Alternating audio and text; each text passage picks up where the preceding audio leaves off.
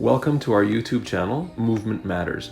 In today's episode, we're going to be discussing the love-hate relationship we have with foam rolling the ITBand.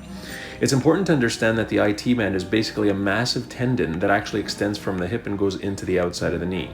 It originates from the gluteal muscles, the gluteus medius, the gluteus maximus, and it extends all the way down the side of your leg and attaches to the outside of your fibula in the shin.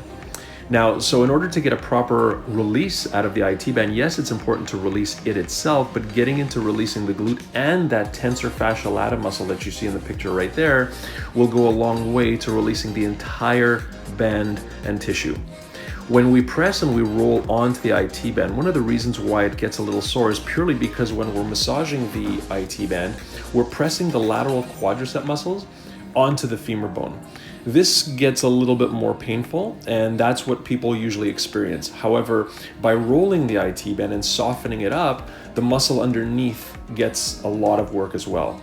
To add a little bit of spice to the exercise, to make it a little bit more active, what you can do is actually, once you find a little hot spot, you can actually start bending and extending your knee, and you'll start to feel it a little bit more, yet it'll be a really, really important release of that ITBand.